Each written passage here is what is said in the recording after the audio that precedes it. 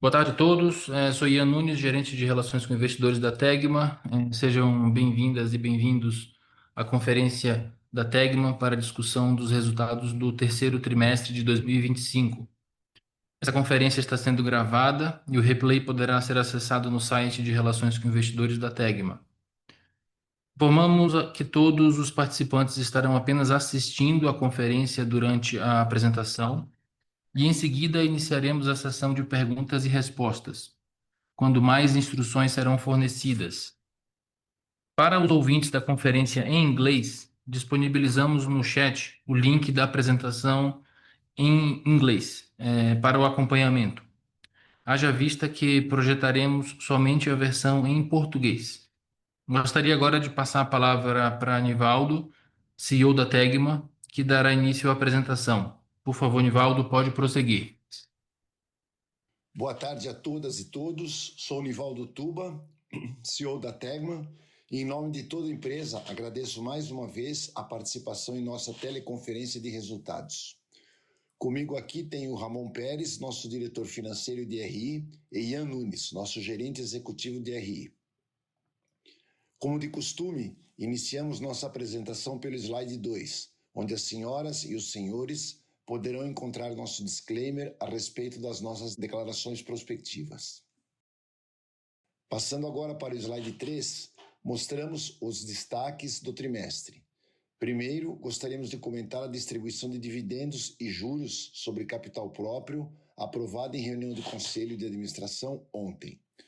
Foi deliberado o pagamento referente ao terceiro trimestre de 2025, que será de 64 milhões, a ser pago no próximo dia 18 de novembro, e que corresponde a 80% do lucro líquido do período, ou aproximadamente 8,2% de dividend yield, também dos últimos 12 meses. Essa distribuição é a maior antecipação já feita pela empresa referente ao terceiro trimestre. O segundo destaque se trata de um importante investimento feito pela Tegma em um terreno na cidade de Camaçari, que será utilizado como pátio para armazenagem, PDI, consolidação e embarque de veículos, em especial da BYD. Esse terreno tem 200 mil metros quadrados e se localiza ao lado da montadora de veículos chinesa, permitindo maior agilidade na transferência dos veículos. Com essa área extra, pretendemos ampliar a capacidade de prestação de serviços para a logística automotiva naquele polo industrial. O investimento total será da ordem de 43 milhões de reais, entre o pagamento do terreno e benfeitorias. O terceiro destaque trata do evento climático catastrófico que se passou na fábrica de motores da Toyota, em Porto Feliz, aqui em São Paulo. Como fornecedor de tantas décadas da Toyota, lamentamos esse desastre e nos colocamos à disposição para qualquer tipo de auxílio. Os danos causados interromperam a produção de veículos da montadora ao longo do mês de outubro. No começo desse mês, a produção foi gradualmente retomada com motores importados. Além disso, os veículos importados mantiveram seu fluxo normal. Com isso, pôde-se observar uma queda nas vendas da Toyota no mês de outubro. Para mitigar os efeitos dos resultados da Tegma, a empresa determinou férias coletivas na operação e remanejamento de equipe que era dedicada ao atendimento das duas fábricas da Toyota. Indo agora para o quarto destaque do trimestre, ele se refere a uma iniciativa de impacto ambiental positivo para as operações da Tegma. Como é de conhecimento geral, a descarbonização do transporte rodoviário de longa distância enfrenta muitos desafios por questões operacionais e econômicas. Dadas essas limitações, a Tegma decidiu optar por uma opção intermediária, que foi a conversão de veículos a diesel ao modelo híbrido, que consome diesel e GNV. Essa opção vem se mostrando eficaz para as operações com caminhões próprios da Tegma, que tem viagens muito longas para o Mercosul. Os resultados são promissores, apontando para uma redução de 35% na emissão de gases efeito estufa e um custo por quilômetro rodado competitivo. Inclusive, esses caminhões que estão a caminho da COP30, junto com os carros eletrificados da Chevrolet, para apoiar o evento. Também gostaríamos de destacar que somos oficialmente prestadores dos serviços de transporte para a Omoda Jaico, uma empresa chinesa, montadora chinesa, que chegou no Brasil em 2024 e que, em poucos meses, já desponta no ranking de vendas com o sucesso de 2 modelos eletrificados e vai iniciar a venda de mais 2 novos modelos nos próximos meses. Passando agora para o slide 4, mostramos os principais dados do mercado de veículos novos no Brasil. Conforme esperado, como consequência das altas taxas de juros, podemos observar no gráfico de cima que as vendas domésticas do terceiro trimestre de 25 foram estáveis na comparação anual. Esse desempenho reduziu o crescimento no acumulado ano, que avançou 3% versus o ano de 24.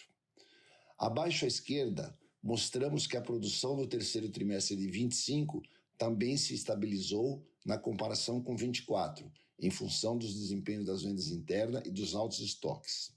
No entanto, note-se que as exportações do Brasil cresceram 30% no terceiro trimestre, consequência, por sua vez, da maior demanda da Argentina.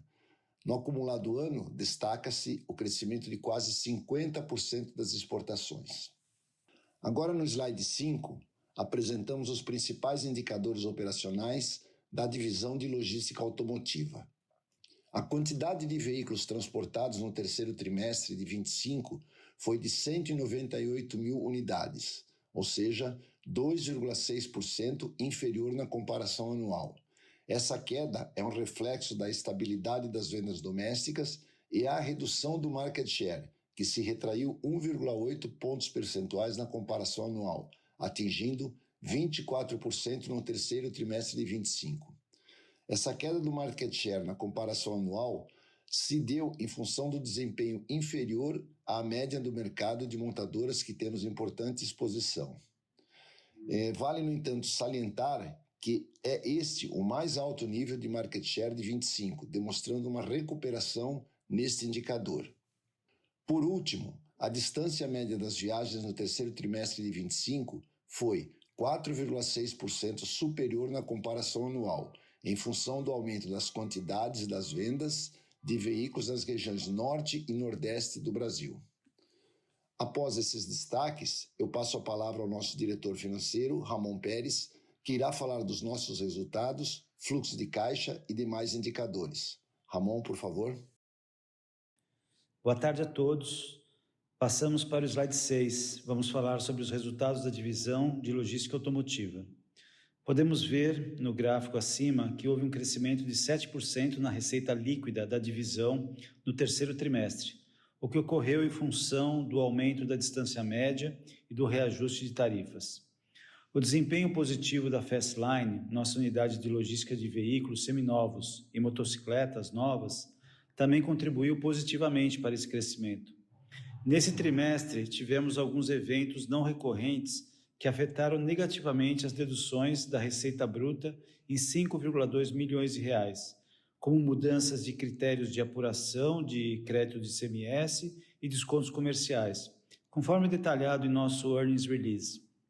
Abaixo, vemos que o EBITDA no terceiro trimestre foi de aproximadamente 112 milhões, correspondendo a 18,7% de margem, uma queda de 2,2 pontos percentuais.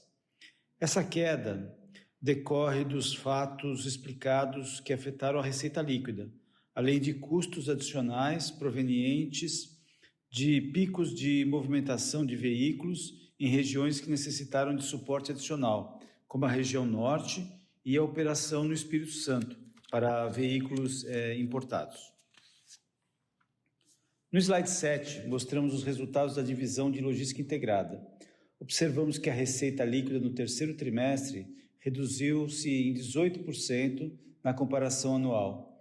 Essa redução decorre da queda de volume enfrentada em alguns clientes da carteira e da não renovação de um contrato de transporte inbound, de barrilha e sulfato para um dos principais clientes do segmento. O EBITDA do terceiro trimestre foi de 5 milhões de reais, resultando numa margem EBITDA de 14% contra 19,1% na comparação anual. O resultado é explicado pela menor diluição dos custos fixos, que não puderam ser ajustados à perda do contrato. No slide 8, mostramos os destaques financeiros da GDL. Podemos ver no gráfico acima que a receita líquida do terceiro trimestre cresceu 9% na comparação anual, atingindo 81 milhões. Tal crescimento ele é fruto do aumento da demanda por serviços de armazenagem alfandegada, que tem percebido um aumento da importação de maquinário pesado, assim como pelo aumento da demanda pelos serviços de armazenagem e movimentação de veículos leves importados.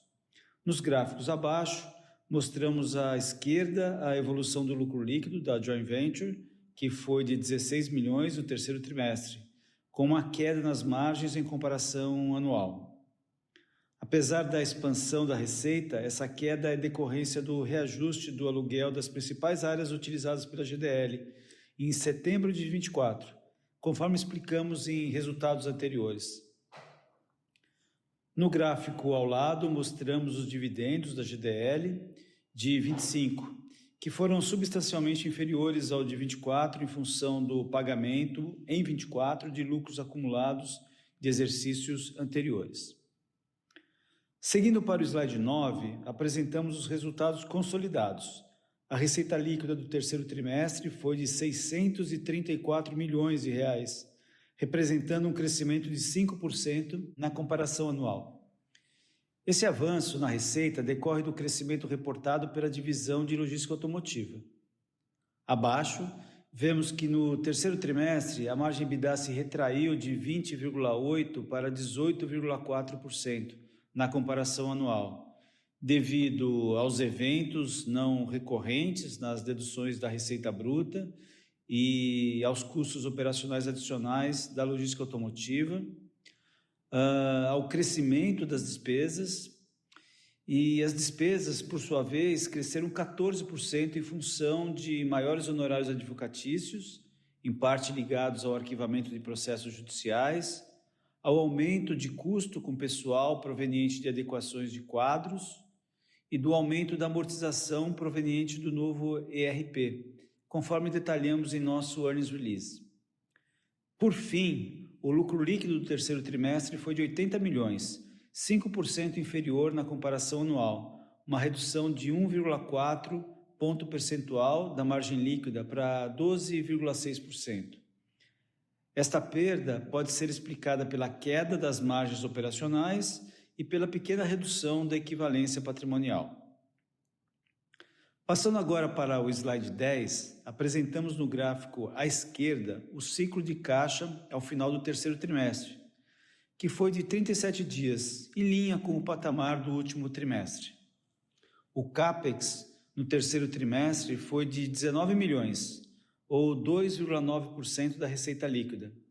Dentre os investimentos de maior relevância, destacamos a aquisição de cavalos mecânicos e carretas cegonha para a operação de veículos por 11 milhões de reais e benfeitorias em pátios.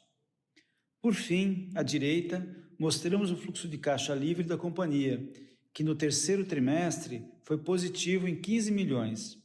Essa geração de caixa inferior ao mesmo trimestre de 24 é fruto de um maior CAPEX, do adiantamento do pagamento do terreno na Bahia, de 10 milhões de reais, e um maior pagamento de imposto de renda, decorrente do fim do crédito tributário que havia no ano passado.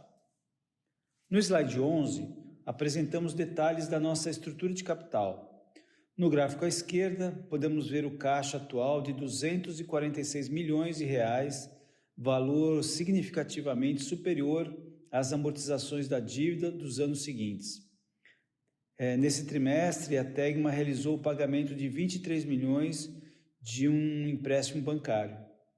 Na tabela abaixo, vemos que nossa posição de caixa líquido em setembro foi de 160 milhões de reais, 76 milhões inferior ao saldo de junho em função do pagamento de dividendos e JCP, do adiantamento da compra do terreno da Bahia e do desembolso pela compra da Buscarme. Por fim, acima e à direita, apresentamos o histórico do nosso custo de dívida, que atualmente permanece em cerca de CDI mais 1,6%. Passando para o slide 12, mostramos os indicadores de rentabilidade. da companhia. O retorno sobre o capital investido do terceiro trimestre, em cinza, foi de 37,1%, portanto, inferior ao verificado no trimestre anterior, em função da perda recente de market share da operação de transporte de veículos dos últimos 12 meses e do desempenho negativo da logística integrada.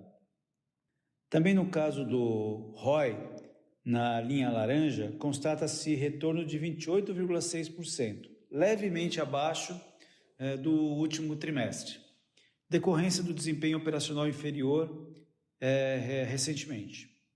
No gráfico abaixo, à esquerda, vemos que o EVA apresentou uma queda, função da queda do ROIC. À direita, mostramos o histórico de dividendos e juros sobre capital próprio pagos pela companhia. Este gráfico já contempla os proventos mencionados no início do call, aprovados ontem, de 64 milhões de reais, referente à antecipação dos resultados do terceiro trimestre, com data prevista para 18 de novembro. O dividend yield das distribuições dos últimos 12 meses correspondeu a 8,2%. No último slide, conforme mostrado no gráfico acima, vemos o desempenho da nossa ação, a linha laranja, em comparação com o índice Ibovespa, em preto, e do índice Small Caps, em vermelho, tomando-se como base zero o fechamento do ano passado. As ações da Tegma apresentaram um desempenho equivalente ao do Ibovespa e do Small Caps, em função da resiliência dos resultados. Finalmente, no gráfico abaixo, apresentamos um histórico dos múltiplos pelos quais as ações da Tegma vêm sendo negociadas. Apesar dos indicadores e resultados robustos, verifica-se que estas seguem apresentando múltiplos inferiores à sua média histórica. Com isso, agradeço mais uma vez a participação e interesse de todos pela companhia e gostaria de abrir a sessão de perguntas e respostas. Obrigado, Ramon. Iniciaremos agora a sessão de perguntas e respostas para investidores e analistas. Caso deseje fazer alguma pergunta, por favor, pressione o botão levantar a mão. Se a sua pergunta for respondida, você pode sair da fila clicando em abaixar a mão. Caso deseje fazer alguma pergunta por escrito, por favor, digite sua pergunta no campo de Q&A na parte inferior da tela. A gente já tem uma pergunta na fila do Lucas Esteves, do Santander. Lucas, por favor. Boa tarde, pessoal. Obrigado aí pela oportunidade. Tenho duas perguntas. A minha primeira pergunta é sobre market share. A gente vem vendo que está reduzindo em decorrência da perda de mercado de alguns clientes relevantes. Vocês mencionaram a Toyota. Eu queria entender como que o novo contrato com a Omoda Jaeco e com esse novo investimento no terreno para a expansão em Camaçari, que vocês mesmos mencionaram que é para atender principalmente a produção local do BYD, como que isso pode influenciar o market share da Tegma nos próximos meses? Será que a gente pode esperar um ganho gradativo de share vindo dessas movimentações? E o segundo ponto aqui, mesmo com volumes pressionados, vocês têm conseguido manter o crescimento de receitas sequencialmente, ajudados aí um pouco pela expansão da distância média transportada, mas também por um esforço de aumento de preço dos serviços que vem acontecendo aí tri após tri. Queria entender com vocês como que vocês veem o cenário de precificação daqui para frente, como que esse novo contrato com a Omoda Jaeco entra no todo também, se ele contribui positivamente para o preço médio ou se foi um processo muito competitivo para ganhar esse novo serviço. Obrigado aí desde já. Oi, Lucas. Boa tarde. Obrigado aí pela pergunta. Quanto ao market share, você tem razão dessa pequena redução, né? E isso representa um pouco a estabilidade de algumas marcas, né? E a queda de algumas marcas onde a Tegma tem relevante participação, tá? A questão da Omoda, a gente ainda não tem efetivamente, também não divulgamos a nossa participação nesse novo contrato, mas efetivamente ele vai contribuir positivamente. E o terreno realmente foi uma compra muito estratégica que nós fizemos desse ativo. É um terreno de praticamente 200 mil metros quadrados, localizado bem ao lado da fábrica da BYD, que seguramente vai ser um braço logístico para a BYD, e não só no sentido de formação de cargas, mas a feitura de PDI e também armazenagem de veículos, né? Então, sem dúvida, também é mais uma nova fonte de receita que virá agregar novos ganhos aí à Tegma, ok?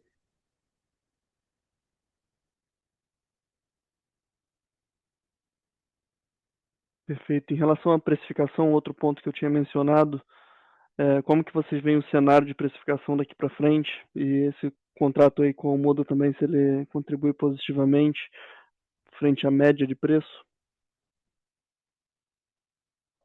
Oi, Lucas, é o Ramon. Boa tarde. Bom, com relação os novos entrantes, né, os novos clientes, a gente vê uma estabilidade aí de margens aí nessa nova receita. De fato, a gente teve um impacto positivo aqui pelo crescimento da distância, como você mencionou. Mas, de maneira geral, a gente espera uma retomada do nosso market share, né, e pelas razões aqui que foram explicadas pelo Nivaldo, mas em termos de margem, uma maior diluição dos custos fixos, né, obviamente isso deve ter um resultado positivo, né. O que eu queria aproveitar e destacar, né, que é claro que é difícil para a gente poder precisar a nossa participação nesses novos clientes, né? Mas acho que o destaque é o quão ágil a companhia tem sido de estar presente e participando desses novos, da distribuição desses novos entrantes, né? Porque, além de tudo, isso é uma maneira de a gente, né, acima de tudo, de a gente defender a nossa participação.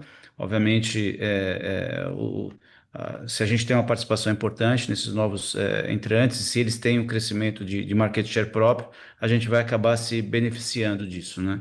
Então, é isso que eu posso comentar com relação a esse segundo ponto seu, tá? Perfeito, claríssimo, Ramon, Nivaldo, aí, obrigado pelas respostas e boa tarde. Obrigado, Lucas. Agora a gente vai passar a pergunta para o Gabriel, do Itaú. Gabriel, por favor. Oi, pessoal, boa tarde. Só um ponto aqui do nosso lado. Só queria entender, né, em linha com a pergunta do Lucas, se eventualmente a companhia tem algum investimento já em vista para 2026 que poderia levar a alguma compressão do payout. A gente está vendo um payout aí de 80% no primeiro semestre do ano, agora de novo no terceiro tri, só pensar na manutenção desse patamar. Obrigado. Obrigado, Gabriel, pela sua pergunta.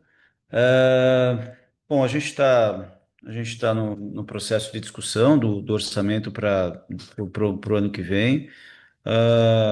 A gente tem praticado, de fato, um payout bastante elevado, né? 80% esse ano, tanto no primeiro semestre como no terceiro tri. Esse payout, obviamente, ele está ligado à capacidade da empresa de gerar caixa, né? Uma empresa que tem uma baixa intensidade de capital, e está ligado também enfim, às iniciativas de M&A, né? Então, a gente vai ajustando esse payout à medida que a gente tem uma evolução nesses dois itens, né? Tanto CAPEX como eventual M&A. Nós não temos como antecipar isso agora. O que a gente pode mencionar é que a empresa é conhecida e reconhecida por praticar um payout agressivo, né? Lembrando que o payout indicativo é de 50%, na verdade, né? E a gente vem praticando aí percentuais mais elevados do que esse, mas não tem nada que eu possa antecipar, assim, com relação ao próximo ano, que pudesse mudar a nossa agressividade. Se vai ser 70, se vai ser 80 ou 60, como a gente já praticou, né? Depende de uma gestão tática aí do dia a dia, né? Mas em nada isso muda a tendência da companhia de manter um payout agressivo. É o que eu posso comentar com relação à sua pergunta, tá bom? Tá claro. Obrigado, pessoal. Boa tarde. Obrigado, Gabriel. Agora a gente vai fazer um compilado aqui das perguntas pelo chat. O Nils da SET mandou uma pergunta. Boa tarde. O crescimento de vendas no Norte e Nordeste também tem se verificado no quarto trimestre, ou foi mais pontual? Caso sim, é provável vermos impacto nas margens devido ao maior suporte, conforme no terceiro tri? Eu vou passar a resposta para o Nivaldo. Tahara, obrigado pela pergunta. E sim, você tem razão. O crescimento no quarto TRI para as vendas Norte e Nordeste continuam acima de um crescimento do país, vamos chamar assim, né? Então, realmente esperamos um efeito positivo nas margens. Ok? Uma segunda pergunta do Eduardo, da Organon. Boa tarde, pessoal. Quais foram as motivações da compra do terreno da Bahia? Vocês poderiam detalhar um pouco quais serão as vantagens que vocês terão na prestação de serviço para a BioID com esse novo terreno? Vou passar a resposta para o Nivaldo. Obrigado, Eduardo. Realmente a principal motivação foi estratégica, logística, no sentido de estarmos ao lado da fábrica da BYD, né, e, consequentemente, sermos vamos dizer assim, a primeira opção logística que ele tem quando ele pensa em área, quando ele pensa em necessidade de armazenagem, formação de cargas, elaboração de PDI, ou seja, foi efetivamente uma compra estratégica. Lembrando que nós já temos uma área lá em Camaçari, que dista por volta de 8 quilômetros da BYD, que também será utilizada, né, visando dar complementar a necessidade logística daquela montadora naquele polo industrial. Então, a compra foi efetivamente estratégica e visando atender necessidades logísticas da montadora. Obrigado, Nivaldo. A gente recebeu uma outra pergunta de um investidor pessoa física a respeito da GDL, Caio Souza. Hoje não vemos mais os mesmos patamares de crescimento, de crescimento da GDL que víamos em 2024. Quais perspectivas de curto prazo para a GDL? Vou passar para Nivaldo. Obrigado, Caio. Vamos lá. De qualquer forma, o crescimento da GDL ele vem seguindo robusto e acompanha muito as tendências do mercado de importação.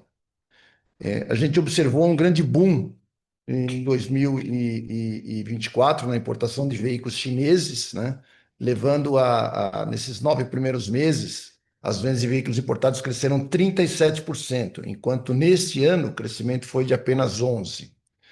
Isso efetivamente indica uma desaceleração nas vendas de importados. Mas, por outro lado, a GDL tem compensado esse cenário com expansão de serviços para outros produtos, como ela já fazia no passado, só que agora com uma infraestrutura bastante modificada e melhorada. Então, atendendo agora, além dos veículos, maquinário pesado, fármacos, partes e peças, e tanto para armazenagem alfandegada quanto para os centros de distribuição. Então, resumindo, a gente entende que, embora não seja fácil repetir o ritmo de crescimento de 24, a companhia vai continuar a busca por essa diversificação de setores e de serviços, assim como a busca de novas montadoras que estão chegando ao país e ainda vão se aproveitar do benefício fiscal do Estado do Espírito Santo.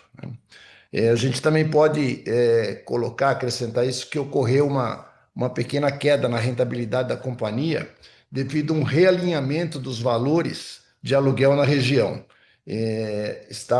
As nossas áreas estavam já há algum tempo sem o reajuste, sem uma reavaliação mercadológica, né? Então, esses reajustes foram feitos e acabaram impactando no custo, consequentemente na nossa rentabilidade. Obrigado, Nivaldo.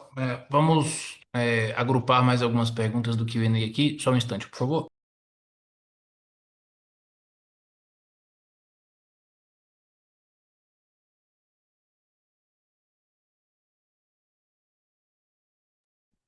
Eu vou ler agora uma pergunta aqui do Caio da Multi, dois Caios na sequência. Uma pergunta que eu vou fazer para o Nivaldo: como tem sido o desempenho da unidade de logística de veículos e motocicletas usados, a Fastline? Nivaldo, por favor. Vamos lá, Caio. Realmente a Fastline vem nos surpreendendo com a obtenção de um desempenho bastante positivo. Destacando que o mercado de seminovos é muito diferente do mercado do 0 km. E a gente está avançando bastante nessa frente. Observamos aí, ou constatamos, um desempenho positivo puxado pela logística de motos da região de Manaus. Lembramos, são motos que vêm semi-desmontadas, importadas principalmente da Índia, são montadas na Zona Franca de Manaus e a partir dali distribuídas para o Brasil. Eu queria destacar também a aquisição que fizemos meses passados da Buscarme, e estamos muito confiantes nessa nova plataforma, nessa integração, nessas sinergias, né, que vão apoiar em muito o resultado desse segmento. Ilustrando, a Fastline faturou 42 milhões aproximadamente nos 9 primeiros meses de 25 e cresceu 28% em relação a 24. E nesse período entregou um lucro da ordem de 6 milhões de reais. Obrigado, Nivaldo.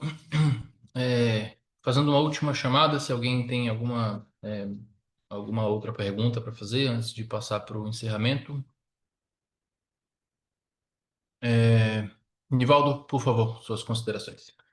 Bem, muito obrigado a todos e todas por terem participado do nosso call de resultados.